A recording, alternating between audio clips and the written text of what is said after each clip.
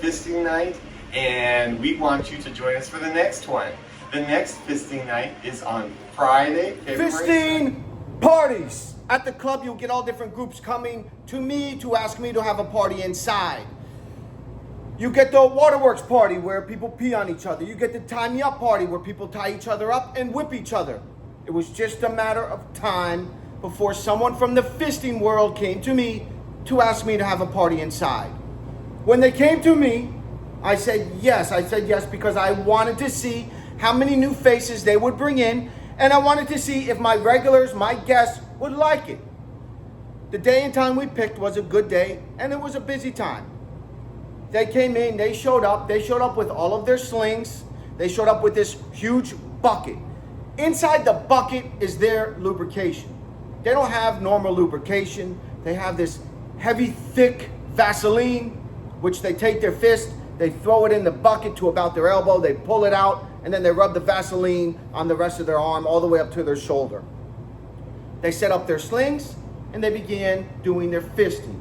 I would check in on them sporadically to see if people came for them, if my guests were liking it, and to see if it was busy, if it was a good night or not.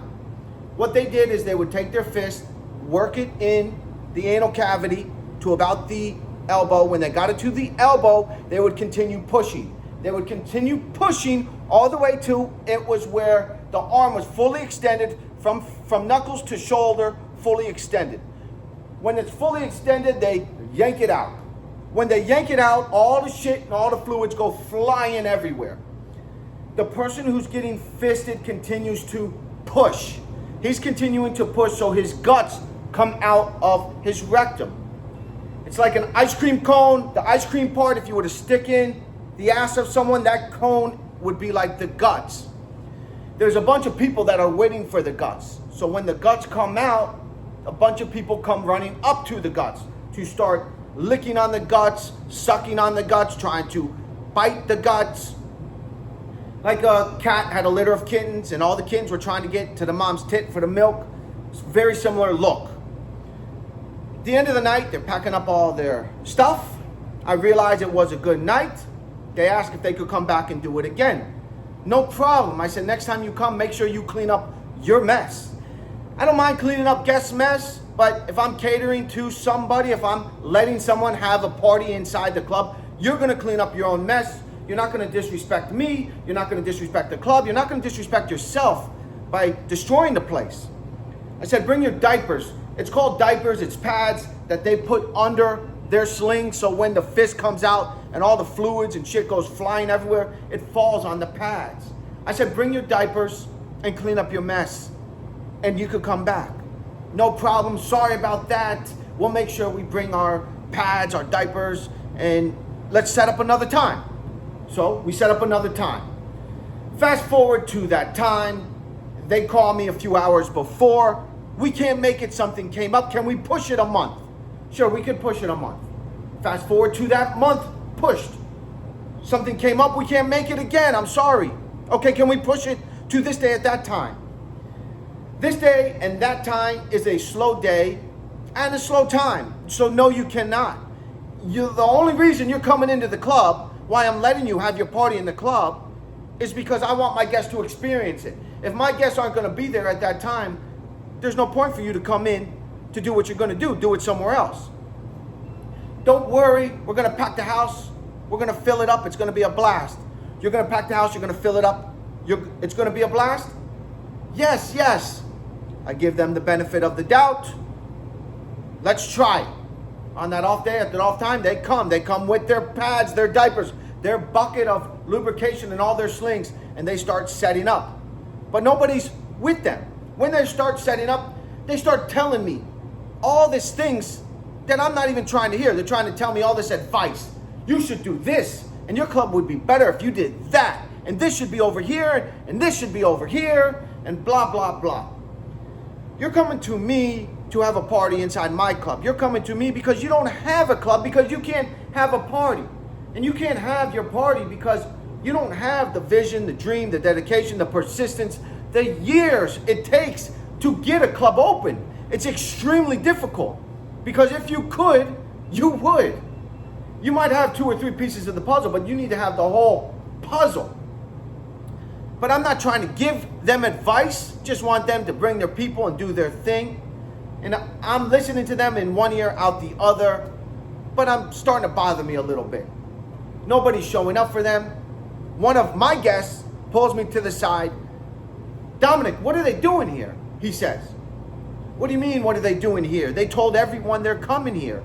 He said they didn't tell anybody. Take a look on the phone. He shows me his phone. Not on one post, on one feed, at any time did they say they were going to be at the club doing what they're doing. Thanks so much. I give the guest back his phone. I wait about 1 more minute, 2 more minutes most, and enough was enough. I go straight back to the room that they were in. They were about elbow deep in the person's ass. I said, take the arm out of the ass. They pull it out of the ass and all the shit goes flying on the diapers. I said, pack up your shit, clean your mess, and leave. What do we do? What's wrong? What's the problem? You know what the problem is, and you know what you did. You're coming here for your own fun, for your own joy, for your own amusement. It doesn't work like that. Please get your shit and get out. They pack up all their shit and they get out. The minute those doors close, when they leave, I call another fisting group in. There's a bunch of them. The other fisting group was the complete opposite. Super friendly, super willing to work, to set up a good day at a good time. Almost the exact opposite of the first fisting group.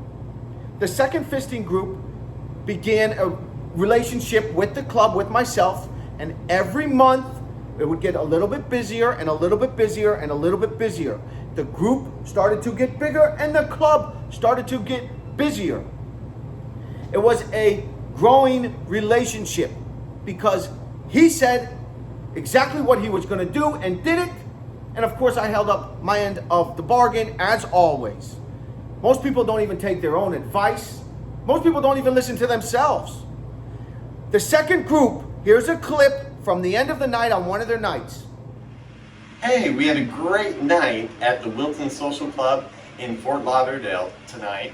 We had a fisting night, and we want you to join us for the next one.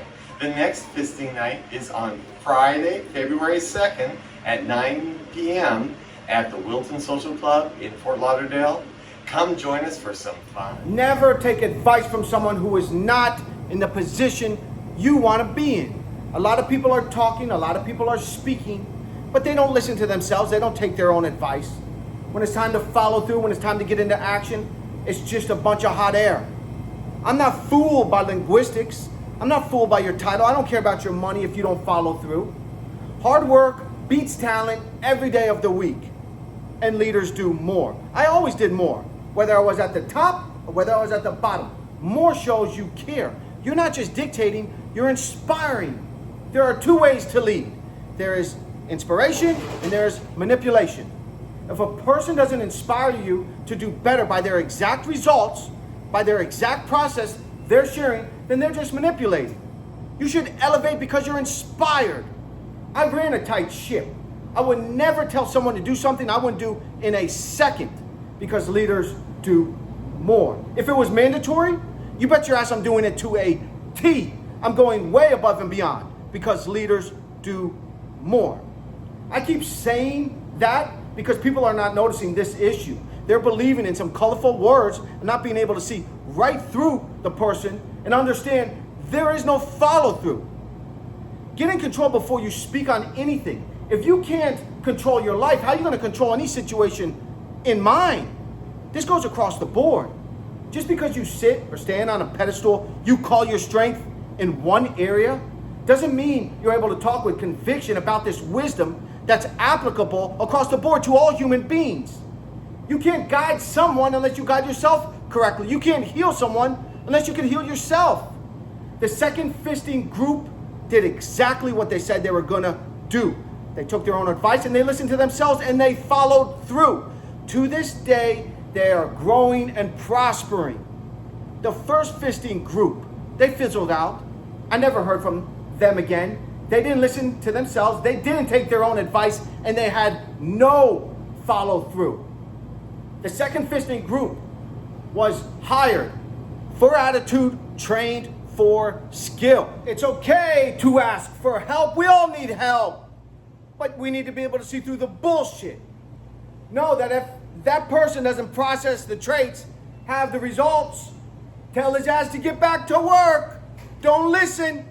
If you placate to an individual, lie to them, you lessen yourself as an individual. You lessen your word. I can never lie to anyone. I will always tell you where you are failing, and I will always tell them where I'm failing. If you are too big to show your vulnerabilities and admit to being accountable to your weaknesses, you'll never elevate. Strong people always magnify their weaknesses. They know if they are the smartest in the room, the strongest in the room, they're in the wrong room. You have to work to create that vision of self. This can't be done through books, can't be done through study, can only be done through life. You gain discipline by living it. There's no hack. You have to wake up each day and earn that discipline. Vision so strong. All the work you see, all the sacrifice you see is irrelevant because we know where it leads. It leads to our greatest asset internally, to the fact that if we lost everything today, we'd get it right back tenfold because of our greatest asset, our form of validation, our character, our conduct. If you're validating yourself externally just to boost your ego, to prove to someone else that you're something that you're not internally, can't do it. Wrong. You can find pleasure, you can have pleasure, but you need to have pleasure in the ability to forego instant gratification to make your dreams come true. Never take advice from someone whose position you don't want to be in because leaders do more. I always do more and I create leaders. That's what I want. I want you to be able to take your family, take your people, and be set for life off the assets you acquired. You acquired because you were in the right circle. You are like the people you hang around with. Make sure you're continuing to grow with Gaggle Growth. You know, I know, let's